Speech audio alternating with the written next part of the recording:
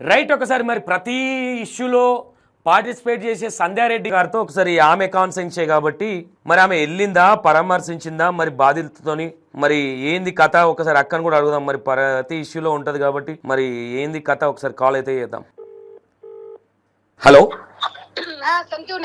అక్క, నమస్తే, బాగున్నారా? అక్క బాగున్నా. అయితే ఆమన్గల్ పులిగోనిపల్లిలో ఒక మీ కాన్సెన్సీ అనే తెలిసింది కాబట్టి ఒకసారి మాట్లాడే ప్రయత్నం చేద్దామని ఫోన్ చేసినాక. చాలా దారుణం జరిగింది, మీకు తెలిసి ఉండొచ్చు. నేను ఇందాక ఇప్పుడు ఆ అమ్మాయితో కూడా మాట్లాడాను. ఆ పాప చిన్న పాప 6th క్లాస్ అంట. అమ్మాయి 6th క్లాస్ 6th క్లాస్ అంట. ఇప్పుడు మొత్తం 4 బాబుని చంపేశాడు. చిన్న పాప హాస్పిటల్లో ఉంది. పెద్ద పాప వాళ్ళ నానమ్మ దగ్గర వండుకుందంట, లేకపోతే ఆ అమ్మాయిని కూడా చంపేటాడు. అవును అవును. తర్వాత ఈ అమ్మాయి ఏమో హాస్టల్లో ఉంటదంట. అవును, ఈ అమ్మాయి హాస్టల్లో ఉంటదక్క. అయితే మీ కాన్సెన్సే కాబట్టి కొంచెం మీలాంటి వాళ్ళు, ఎందుకంటే వాళ్ళ పరిస్థితి చాలా దారుణంగా ఉంది అక్క అక్కడ తండాల. అవునవును నాన్న, అది తండా అదేంటంటే కాటన్ మిల్ దగ్గర వాళ్ళ అమ్మ నాన్న వాళ్ళు కూడా కాటన్ మిల్ వేసేవాళ్ళంట. వాళ్ళ అమ్మ కూడా అంటే ఇంకా వాడు ఎంత దారుణంగా అంటే 500 కోసం అంట. నేను తెలుసుకున్నా ఇప్పుడు. ఓకే, 500 ఇయ్యలేదు, భార్య ఇయ్యలేదు అని చెప్పి ఇవాళ ముగ్గురిని అంటే పిల్లలు యాక్చువల్లీ ఇక్కడ ఏం తెలుస్తా ఉందంట అక్క, 500 పక్కన పెడితే ఆల్రెడీ ఇప్పుడు వాళ్ళ ఎవరైతే తాత అవుతాడు కదా ఈ పిల్లలకు, రామదాస్ వాళ్ళ నాయన వల్ల తమ్ముడు, వీళ్ళ కాక, వాళ్ళ కాకను కూడా చంపేస్తాను చాలాసార్లు చాకు పెట్టుకొని తిరగడాలు, బెదిరియడాలు చాలా జరిగినాయి. ఇంకో విషయం ఏంటంటే అక్క, ఇది పక్కన పెడితే మీ కాన్సెన్సే కాబట్టి నేను మిమ్మల్ని అడుగుతా ఈ విషయము. మీ కాన్సెన్సీలా గవర్నమెంట్ హాస్పిటల్లో 3500 ఇస్తేనే పోస్ట్ మార్టం చేస్తానే అంటా ఉన్నారంట. నిజంగానే ఉంటుంది అట్లా? అట్లా డైరెక్ట్ గా అయితే ఉండదు నాన్న. మరి ఇప్పుడు అది ఎవరు చెప్పిండ్రు ఏంది అనేది డైరెక్ట్ తీసుకునే ఎవిడెన్స్ కూడా ఉంది మన దగ్గర.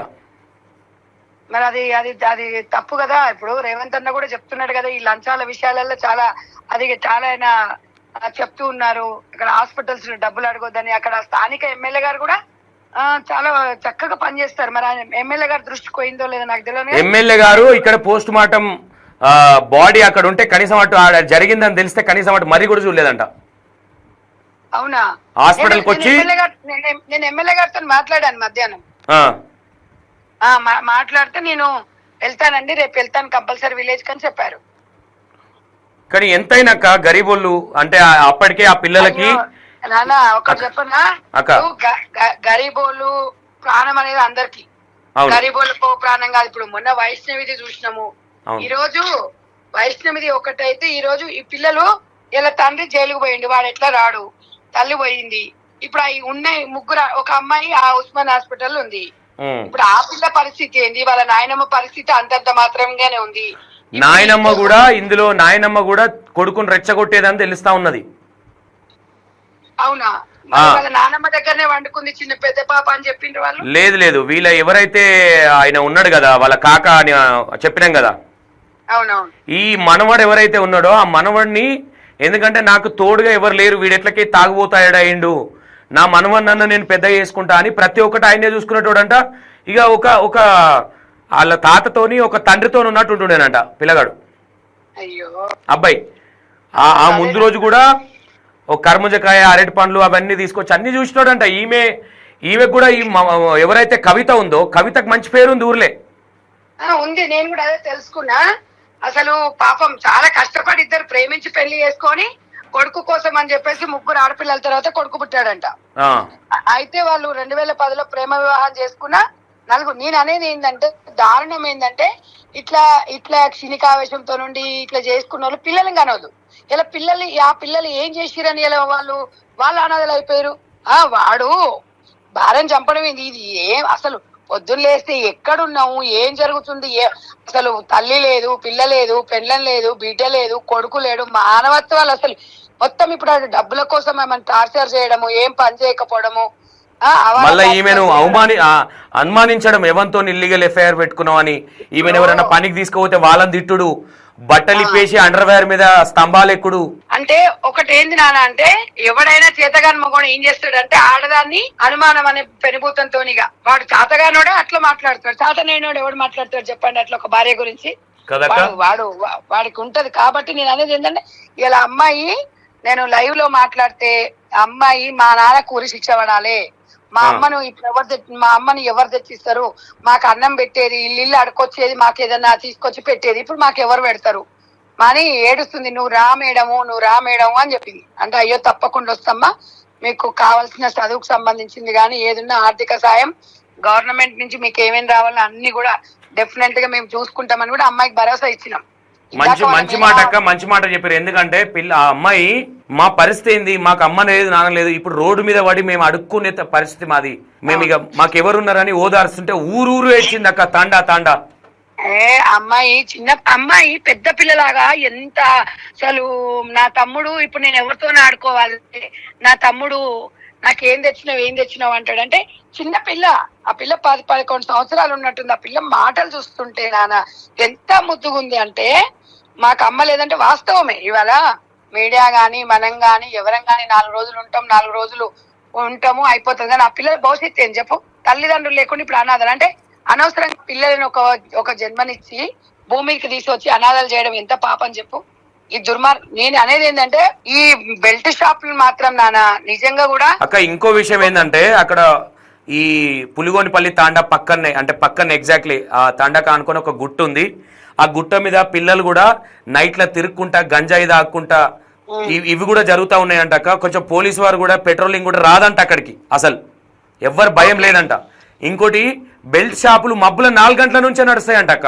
అదే బెల్ట్ షాపులు దీని మీద అక్కడ అసలు నిజంగా ఇవాళ మన మునుగోడు రాజగోపాల్ రెడ్డి గారు తీసుకున్న నిర్ణయాన్ని అప్పుడు కొంతమంది వ్యతిరేకించిన 100% స్వాగతిస్తున్నాం. ఎందుకంటే మహిళల పాలిట ఈ మద్యపానం అనేది బెల్ట్ షాపుల వల్ల జీవితాలు సర్వనాశనం అవుతున్నాయి అక్క. ఒక మాట, మనుషులము తాగితే తల్లి పెళ్ళం కాదు కదా అక్క. ఇప్పుడు నేను ఒక్కటే చెప్పిన నాన్న, తాగొద్దు అని ఎవరు చెప్పట్లేదు, పని చేసుకొని తాగడం, కానీ జీవితమే తాగుడే జీవితంగా పెట్టేసుకొని ఆ మైకంలో తల్లి ఉండదు, పిల్లి ఉండదు. ఇప్పుడు అగత్యాలు ఎట్లా జరుగుతున్నాయి ఆడే. ఇప్పుడు ఈ పిల్లల్ని కూడా చాలా బండ బూతులు అంటే అనరాని మాటలు అవి మేము టెలికాస్ట్ చేయలేకపోయినాం, కానీ ఈ పిల్లల్ని కూడా చాలా దారుణంగా ఆ వయసులో ఉన్న పెద్ద పిల్ల కావచ్చు, ఇప్పుడు మాట్లాడిన ఈ అమ్మాయి కావచ్చు. అవునా, నాకు అసలు వాళ్ళ పరిస్థితి చూస్తే రేపు పొద్దున వెళ్తున్నా నేను, పెళ్లిని అసలు అక్కడ వాటి తెలుసుకుంటాను. తర్వాత తప్పకుండా ఇప్పుడు నా కాన్స్టిట్యున్సీ అయినా ఏ కాన్స్టిట్యున్సీ అయినా కూడా ఆడపిల్లలు కదా, ఆడపిల్లలు ఏడుస్తుంటే ఇవాళ ఎవరికి చెప్పుకుంటారు చెప్పు. ఆ పిల్లలు ఇవాళ వాళ్ళ నానమ్మ, రేపు నానమ్మ ఉండదు, ఇక ఆమె కూడా వయసు అయిపోయింది. రేపు వాళ్ళ పిల్లల పరిస్థితి ఎవరు అసలు భవిష్యత్తు? ఆడపిల్లలు. ఇవాళ ఆడపిల్లలు అంటేనే బయటికి వెళ్ళాలంటేనే భయంగా ఉంది. అలాంటిది ఒక రక్షణ లేకుండా తల్లిని తీసుకుపోయి, నేను అనేది ఏంటంటే ఇలాంటి ఎదవలను వద్దనుకో. అసలు పరిస్థితులు చూసినప్పుడు మనం పక్కకి వెళ్ళిపోయి పిల్లల్ని పెట్టుకొని బతకాలి. ఇలాంటి ఎదవలతో ఉండడం ఎందుకు? మొగలు లేకుంటే పిల్లలను సాదుకొని మంచిగా ఆఫీసర్లను చేసిన వాళ్ళు, ప్రయోజకులను చేసిన వాళ్ళు ఉన్నారు. పిచ్చోళ్ళు లాగా పక్కింటి వాళ్ళ కోసం, ఎదురింటి వాళ్ళ కోసం, ఇంకెవరి గురించి జీవితాలు పణంగా పెట్టొద్దు. భర్త లేకుంటే పిల్లల్ని పెట్టుకొని పిల్లలతో బతకవచ్చు ఆడపిల్ల. ఈ రోజు రేపట్ల నలుగురు చాలా మంచిదంట నాన్న, చూడడానికి కూడా ఎంత ముద్దుగుంది అసలు. ఆమె మొత్తం ఆమె కనీసం ఒక్కరినొక మాట కూడా అన్నదంట. ఏంటన్నా ఒక్కరినొక మౌని కవిత అనే వ్యక్తి ఒకరొక మాట అన్న వాళ్ళని ఒక మాట అన్నదంట. అంత మంచి వ్యక్తి అంట. నేను చెప్తున్నా కదా నాన్న, వాడు అబ్బబ్బా అసలు అమ్మాయి ఏడుస్తుంది అసలు. చాలా అంటే చాలా బాధ వేస్తుంది. ఏం చేద్దాం నాన్న, పొద్దున్న లేస్తే ఇవే. ఇప్పుడు ఒకడు చంపుతున్నప్పుడు ఒకరిని ఎన్కౌంటర్ చేసో లేకపోతే వారికి ఉరి శిక్షనో ఇమ్మీడియట్ గా శిక్ష పడుతున్నామో భయం ఉండేదో అనుకన్నా. ఇంకో విషయం ఏంటంటక్క, ఈ ఇష్యూ మొన్న జరిగింది, ఈ రోజు వైరల్ స్టార్ట్ అయింది. ఈ రోజు అదే అంటున్నా. ఇప్పుడు అది ఏంటంటే సామాజిక మాధ్యమాల ద్వారా మీలాంటి వాళ్ళు ఇప్పుడు వెళ్ళి అక్కడ దాని ఇప్పుడు బయటకు వచ్చేటి ఒకటి ఉంటే బయటకు వచ్చేది ఇవాళ ఒకటి కనిపిస్తుంది, కానీ బయటికి రాని ఎన్ని ఉండొచ్చు ఇంకా 100%. ఎందుకంటే బయటికి రానే చాలా ఉన్నాయి. అంటే ఇట్లా ఎన్ని రోజులు ఇక్కడ తల్లిని పిల్లని చంపుతుంది, ఇలా భర్త మొగని చంపుతాడు, మొగని భార్య చంపుతుంది, పిల్లల్ని తల్లి చంపుతుంది, తల్లిని పిల్లలు చంపుతుంది. ఏంది నాన్న అసలు ఎక్కడ పోతున్నాం? మానవ సమాజం అనేది ఎక్కడ పోతుంది ఒకసారి చెప్పండి. ఇలాంటి వాళ్ళకి కఠినమైన శిక్షలు లేవు కాబట్టి ఏముందులే అన్న భయం లేదనుకోవచ్చా? ఏమైతుందని భయం లేదు వాడికి. ఇప్పుడు శిక్ష లేనప్పుడు భయం ఎట్లుంటది చెప్పిగా. ఇప్పుడు శిక్షలు కఠినంగా ఉంటే ఒంట్లో వణుకు రావాలే. వాడికి బయటికి పోయినా కూడా అసలు అమ్మో ఎక్కడ ఏమైపోతామో అనేది భయం ఎవడుకుంది. మొన్న ఆడు చంపిండు, ఏమైందిరా భయ్, మొన్న పోయినావు నిన్న వచ్చినావు, ఏమైతుంది అనేది ఉంది. ఏమైతుందిరా అనేది ఉంది. అదే నువ్వు చట్టాలు కరెక్ట్ ఉందనుకో ఉచ్చబడాలి ఒక్కొక్క మగవానికి. మరి ఇలా ఆడపిల్ల ఇప్పుడు ఆడవాళ్ళు కూడా కొంతమంది ఇవాళ అంటే అనొద్దు కానీ ఇవాళ మా ఆడపిల్ల ఎట్లా తయారైపోయిందంటే వాళ్ళు కూడా ఒక సైకోలాగా అంటే ఆడవాళ్ళకి కానీ మగవాళ్ళకి కానీ చట్టం అనేది కరెక్ట్ వచ్చింది అనుకో వాళ్ళకు కూడా కొంచెం భయం ఉంటది. ఈ చట్టాలు ఇట్లనే ఉండి ఈ అడ్డమైన సుప్రీంకోర్టులు ఇంకా ఇవి ఇచ్చుకుంటూ అవి ఇచ్చుకుంటూ ఇట్లనే విచ్చలవిడిగా అవసరమైన దాంట్లోకి ఇవ్వరు. ఇవి చట్టాలు అనేది ఇంప్లిమెంటేషన్ చేయరు. ఉన్న కేసులు ఉన్న చట్టాలు నిర్వీర్యం అయిపోతున్నాయి. ఎవరు మాట్లాడాలి చెప్పండి. ఇవాళ సంతోష్ సంధ్యక్క మన నలుగురం కూర్చొని మాట్లాడంగానే ఇక్కడ ఏమైతుంది చెప్పు. ఇవాళ అందరు సమాజంలో మార్పు నైతిక బాధ్యత లేదు ఎవరికి ఉందండి నైతిక బాధ్యత? అంత నైతిక బాధ్యత లేకుండా ఎవడు బిజీ వాడు అంటుండు, ఎవడి ఇంట్లో వాడు వచ్చినప్పుడు ఏడుస్తున్న 4 రోజులు మూసుకొని ఉంటురు. ఎందుకు? మనం అందరము ఇప్పుడు ఎడ్యుకేషన్ పరంగా డెవలప్మెంట్ కావాలి. కాకపోతే ఇలాంటి పరిస్థితులే వస్తాయి. ఊరు ఇవాళ అట్లాంటి ఎదవను ఎప్పుడో పోలీస్ స్టేషన్ పట్టించి ఎప్పుడో వాడిని పంపించాలి. ఇలా పరిస్థితి ఎంతమంది ప్రాణాలు తీసిండాడు? 2 ప్రాణాలు తీసిండు. ఒక్కరేమో సీరియస్ పరిస్థితి అమ్మాయి ఉస్మాన్ హాస్పిటల్. ఇంకా అమ్మాయి పరిస్థితి కూడా అసలు బాగాలేదట అక్క. వాళ్ళ పరిస్థితి కూడా వాళ్ళు చాలా పర్సనల్ గా కూడా అడిగిర్రక్క. కనీసం డబ్బులు కూడా లేవంట వాళ్ళ దగ్గర. కొంచెం మీరు అంటే మీరు అక్కడికి వెళ్ళి వాళ్ళకి ధైర్యం ఇచ్చి ఇప్పుడు పిల్లలకి ఎలాంటి న్యాయం చేద్దాం అనుకుంటారక్క? మీ కాన్సెన్సీ కాబట్టి ఆడపిల్లలు వాళ్ళకి ఎలాంటి భరోసా ఇవ్వబోతున్నారు మీరు వెళ్ళి?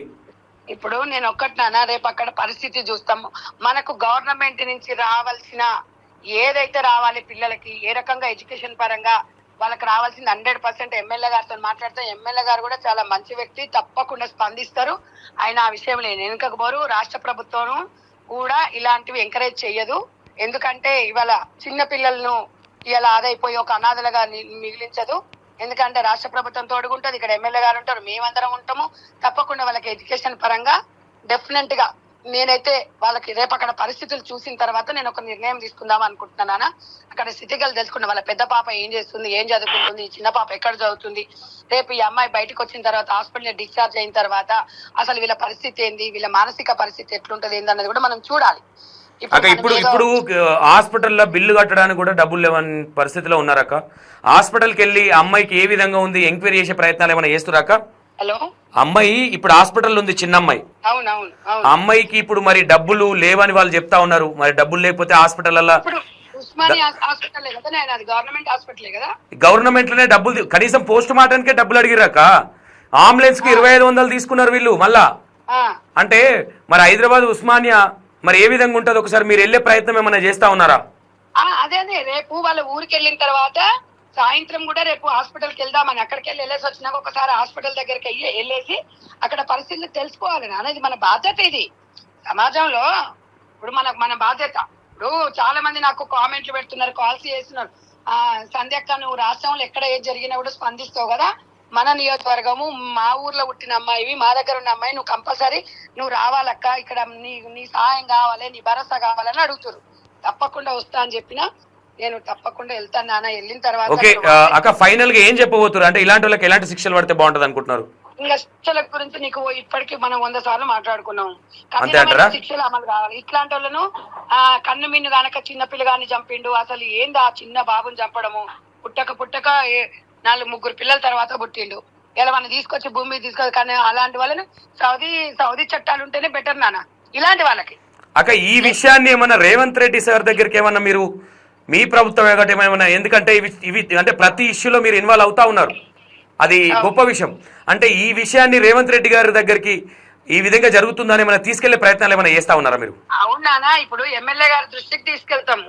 ఎమ్మెల్యే గారు చేయాల్సింది 100% ఆర్థిక సాయం చేయాలా వాళ్ళకి ఇల్లు పరిస్థితి. అక్కడికి వెళ్ళి చూసొచ్చిన తర్వాత నీకు మొత్తం నేను చెప్తాను నాన్న. అసలు వీళ్ళకి ఏ రకంగా మనం హెల్ప్ చేస్తే సరే, పోయిన తల్లిని మనం తీసుకురాలేము కానీ తల్లిదండ్రులను తీసుకురాలేము కానీ వాళ్ళకి ఏ రకంగా మనం అండగా ఉండాలి గవర్నమెంట్ పరంగా లేకపోతే ఒక స్వచ్ఛంద సంస్థ పరంగా అనేది నేను అక్కడికి వెళ్ళిన తర్వాత చూసిన తర్వాత నీకు మళ్ళీ మాట్లాడుతున్నాను అక్క. రైట్ అక్క, థ్యాంక్ యూ సో మచ్ అక్క. ఓకే రైట్, విన్నారు కదా సంధ్య అన్నక్క ఏం చెప్తా ఉన్నారు. వాళ్ళకి భరోసాని ఇస్తా ఉన్నాం, చదువు పరంగా కావచ్చు, ఆ పిల్లలకు ఆర్థికంగా కూడా మేము సపోర్ట్ చేస్తాం. ఎమ్మెల్యే గారు కూడా చాలా మంచోళ్ళు అని చెప్తా ఉన్నారు. వాట్ ఎవర్ ఏదైనా.